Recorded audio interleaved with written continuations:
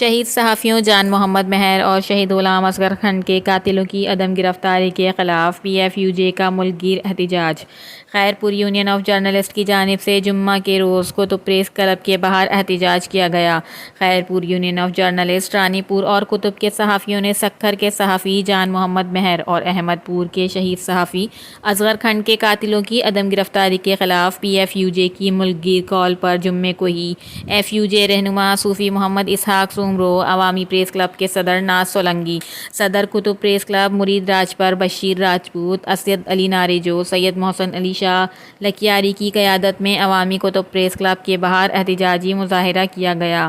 P if you جے رہنما صوفی محمد اسحاق سومرو، ناز سولنگی، سید محسن علی شاہ، مرید حسین راجپر، شاہد حسین بنگی، عبداللہ کلادی، بخش علی شنبانی اور دیگر مقررین نے احتجاجی مظاہرے سے خطاب کرتے ہوئے ان کا کہنا تھا کہ شہید صحافیوں جان محمد مہر اور شہید غلام اصغر خان کا قتل پوری انسانیت کا قتل ہے۔ صحافیوں نے ہمیشہ مظلوم عوام کی آواز بلند کی ہے اور ہمیشہ کرتے رہیں گے۔ سکھر کے سینئر صحافی جان محمد مہر کے حقیقی قاتلوں کو گرفتار کرنے میں سکھر پولیس اب تک ناکام ہو گئی ہے۔ اس سے قبل بھی اصغر خان اور سمیت متعدد صحافی قتل ہوئے ہیں۔ P if you J Khairpur union of journalist کی جانب سے قطب، رانی پور اور دیگر پریس کلبوں کے صحافیوں نے جان محمد مہر اور اصغر خان کے